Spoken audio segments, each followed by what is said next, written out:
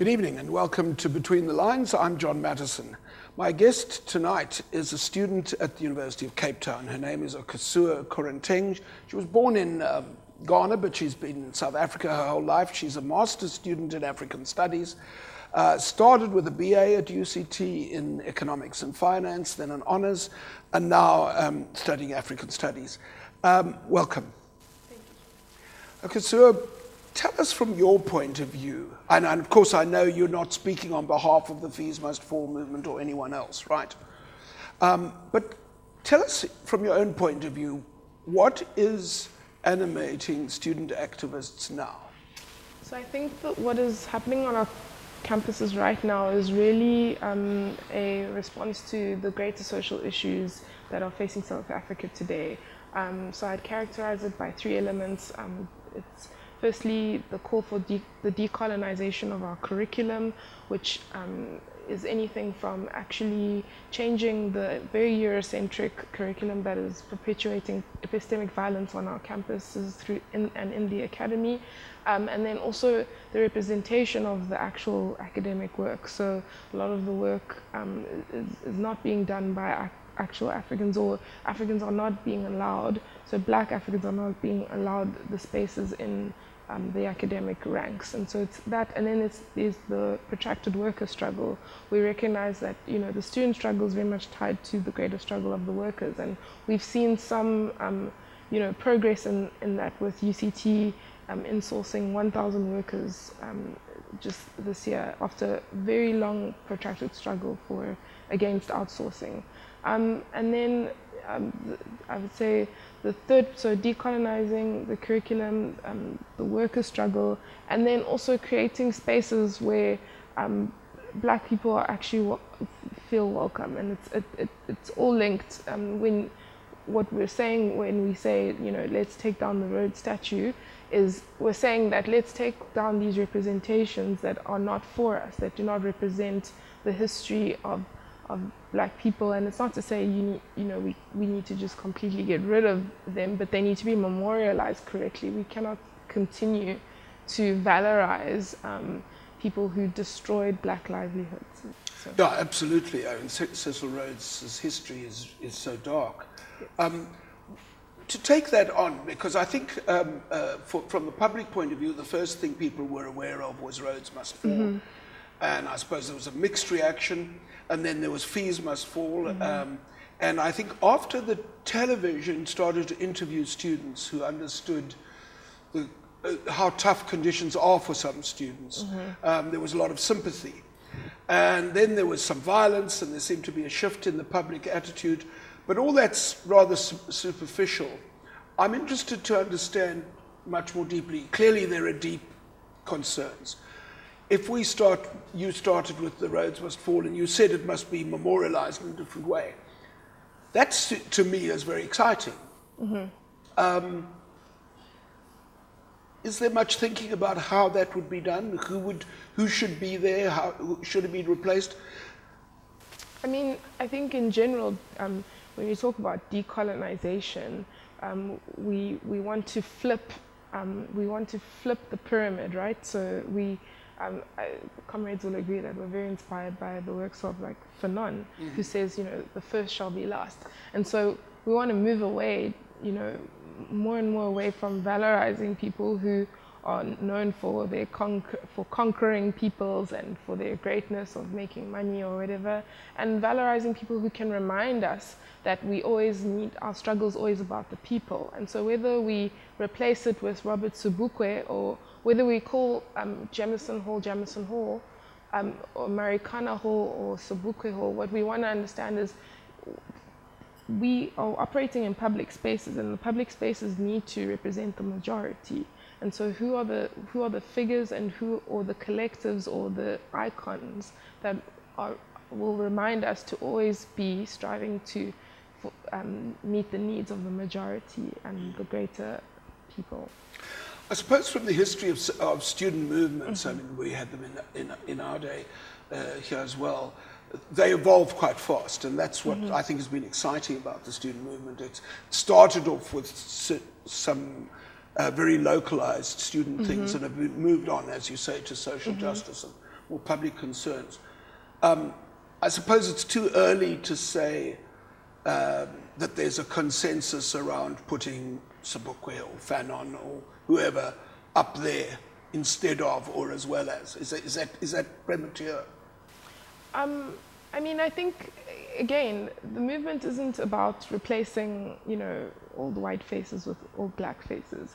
There's power and representation. That is all that Sure. that we're saying with removing, very, very, big, iconic memorials. If there's power and representation, there's a way in which these structures configure a space and make certain bodies feel unwelcome. Right. And so that is all that is saying. But the deeper thing is that we want to analyze, we want to question our assumptions and decolonize the way we are thinking about how a society should be structured, what the purpose of a university is, and its place in greater society. So the statues and the names, and those are low-hanging fruit, and those are not the Right. only things that Sure. are being fought for. They're very important, but they're not the only thing that are being fought for.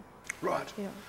Just before we get off the statues, and then we will have to take a break, I mean, there was a suggestion in the press that instead of removing roads, maybe you run a competition and get people to come up with something, maybe you put Sobukwe or Mandela or whoever, and you could characterize it. You could do things that put roads in his proper place. You could, But I suppose this is all a work in progress, so it's too soon really to say what comes in its place. I think, again, after it was full, UCT then started the names of buildings project, which a number of academics sit on, and they're deciding the names of different buildings. But again, low-hanging fruit. That's the small stuff. Small stuff. Symbolic and symbols matter, but it's just symbols. Exactly. And I think, I on a personal level, I am for the renaming of Jameson Hall to Marikana Hall, because Sure. I think that the Marikana incident is people don't understand that it's a microcosmic representation of what is happening in our country today. The sort of co-opting of white capital with the collaboration between white capital with government in order to put the black masses in their place, and what can happen very, very quickly when the masses rise up.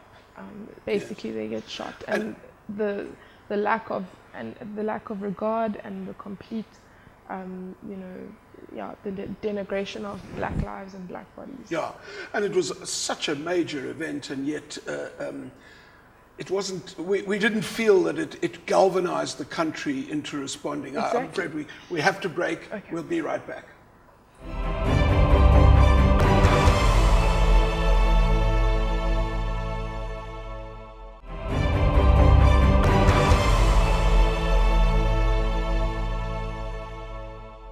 And we're back with Akosua Koranteng, a student at the University of Cape Town.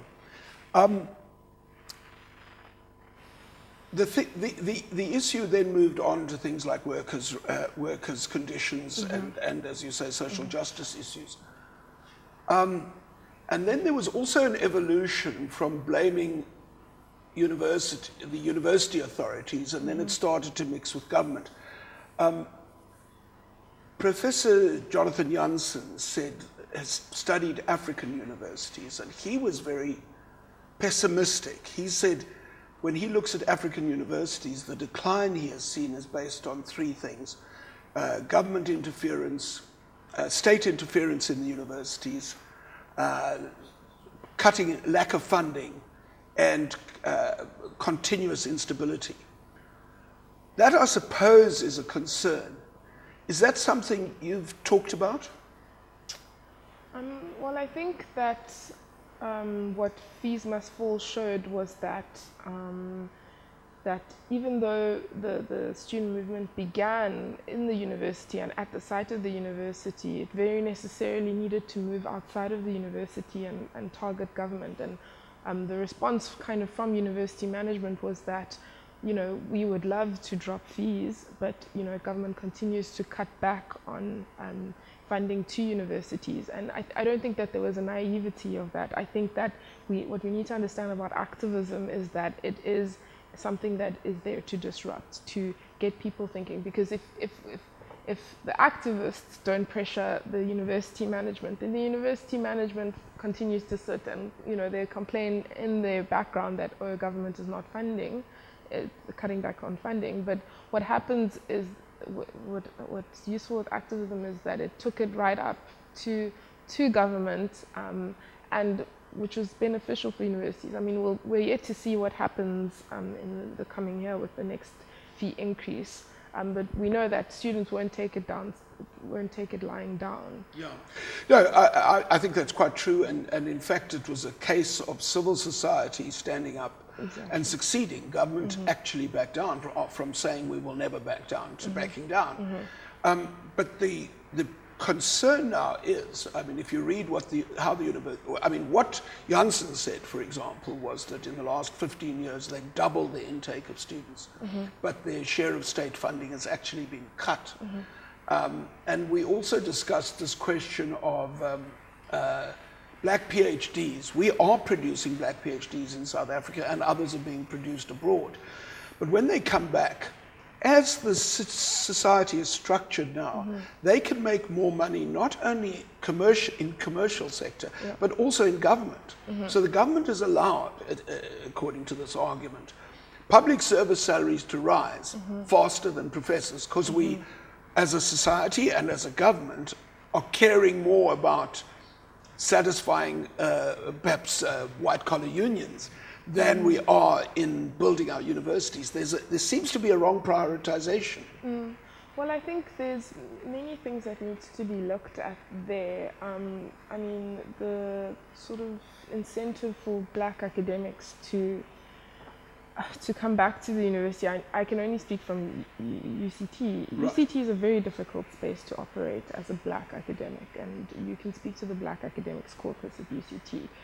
The lack of openness to the academic intervention by black academics is very, there's resistance there. And then yes, generally there's very little incentive, there's less incentive to work in the private sector. There's more incentive to work in the private sector than there would be to work at a But also the public service. And in the public service, and that's something that has to be looked at separately. But we need to create university spaces that are open to the dynamics and the influence of black academics. Let's talk about the humanities. What are black academics producing? You have the case of Archie Mafeje, who was basically forced out of the university space. We've had the Mahmoud Mamdani saga, where that is a black academic. He's not South African, but he's black. And because of the privileging of Eurocentric knowledge systems, whatever work he was doing was not recognized. And so you also have a case where black academics are being sidelined continuously. And so it's not just about paying black academics more. It's about creating spaces where black academics actually get to progress. But I think there's also a need to reevaluate the university in general. I mean, we're talking about creating professorships. Honestly, and I think in the future we won't have these hierarchies in the academy. I think when we talk about the need to create more black professors, we're talking about the need to get more black people at the table, when we should actually be talking about completely changing the table and flipping the table over, so that the university serves society and doesn't just create professors who sit in ivory towers. What does that mean? Are you talking about abolishing professorships? I don't think you should, not necessarily abolishing, but we know that the academy is a very hierarchical space. Yeah, I'm sure. The students are here, and then you become, associate professor, and then professor.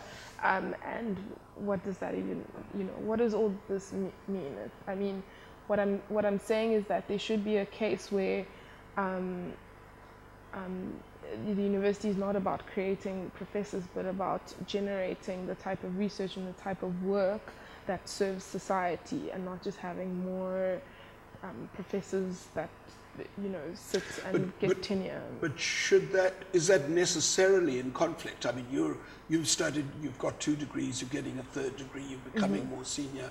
You will then be in a position, if you stay in the university, to get into those positions where you can set agendas. I think what I'm exactly. So what I'm pointing to is that there should be a way for people lower down in the hierarchy to set the agenda, and not just professors. And this idea that professors sit up there and they set the agenda. I think there should be a flattening of the university space. Not necessarily the sort of bar chart. I mean the structural, the organizational chart so much as I mean, one could argue that a good professor listens to his or her students. I mean, yeah. Then we don't have many good professors at UCT. Then I would say, because I mean, the students are saying things. The students have been saying things, and really good academics have been saying things, but being sidelined for years. And the people in position of power are sitting on that power and doing nothing.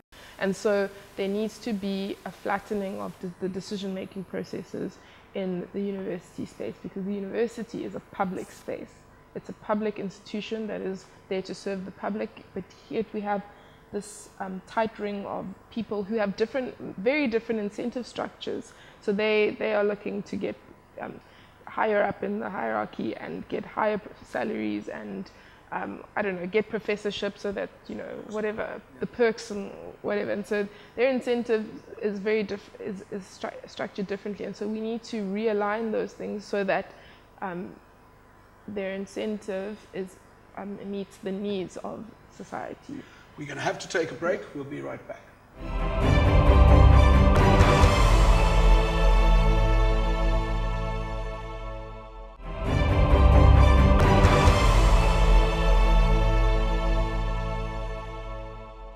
And we're back with Akosua Koranteng, a student at UCT. I want to move on to the question of funding, because it seems to me that is the big danger, and this is the danger that some of the vice-chancellors, I think, being thoughtful, are very concerned about. They've agreed to fees not going up, but the state didn't step in with all the money. And they also agreed to insourcing workers' work instead of outsourcing it, which means they have to come up with more money. Now, there have been some creative efforts to raise funding, but there have also been reports that they're now asking professors to take early retirement and cutting on the amount of journals. Do students accept that as a concern? Do students accept the austerity measures that? Well, do they accept that the danger is the more you squeeze a fixed financial pie, or pie that doesn't grow fast enough, you start to lose academic departments, you start to lose journals. These are things that, as an academic, you would need. So I think that there's a bit of, scapegoating with the fees must fall process. Austerity measures are things that have been happening. They predate fees must fall, and they've needed to happen before fees must fall. And the university has been going on about how they're going to implement austerity measures. What we need to understand is that fees falling is an essential thing for our society. I don't think that the pie is limited. I think the pie is incorrectly allocated. And so that's why the continued pressure is required to put pressure on government to release those funds and to provide universities with more funds to... Right. No, I couldn't agree with you more. But then the question is, but I think one also wants to be as specific as possible. Which piece of the pie would you cut? Where would you take money from? In the national budget in general. I mean, South Africa has enough money to provide free education. Let us be honest. It's the use of the funds. If you look at the budget for primary to non-university education, it's a massive amount of the budget. But look at our education system. It's not about the money. It's about the political will. I couldn't agree with you more. But one would, I think, to take this further, one's got to say from where. For example, I would say that our public service salaries, I was in the public service in the Mandela era, when we were paid a fraction of what we are now, and it was considered too high. But it seems like it's gone too far, especially against academic salaries. And it isn't, as you say, just money. It's a reflection of what you think is important. Yeah, I mean, we know that, the public sector bill right now is inflated, and that there's a huge crisis of leadership in our country. But that means standing up to, for instance, the public service unions. And when you talk about education, I agree with you completely. We're spending a lot on education and we're not getting good value for money. And part of that, would you agree, is that the teachers union resists educational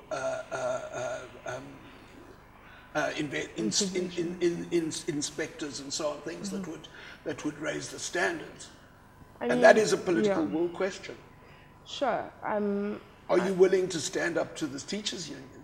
I think that the political situation in our country is so, for example, the Trees Must Fall and Roads Must Fall, at the center of the ideology of the movement is intersectionality, and so we believe that workers should get fair rights, and that trade unions are very useful for ensuring the rights of workers and such. I think that there is some kind of there's a failure of political leadership within the trade unions themselves. We know that they collude with government, and so all these things are connected. You can't separate the unions from government and from. I mean, the Marikana example is another example of when a union failed its people, and so, I mean, the unions is that's a massive question, but we need to know that the unions are also led and collude with government in a very big way.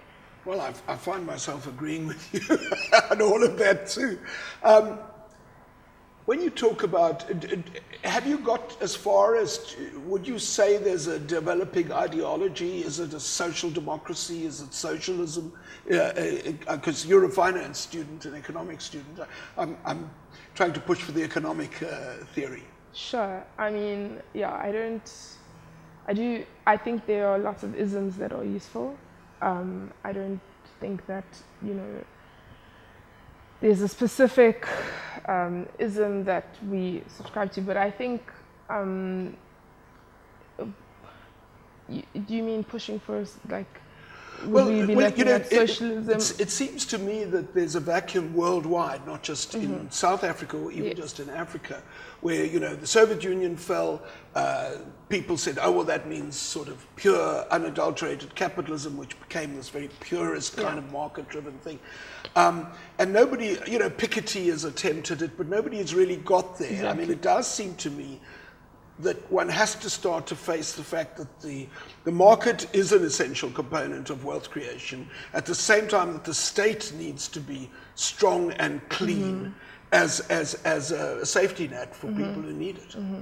So I think that, I think there's a recognition that there's a crisis of capitalism, that capitalism has sort of coming into its full-blown force, and it's more oppressive than ever.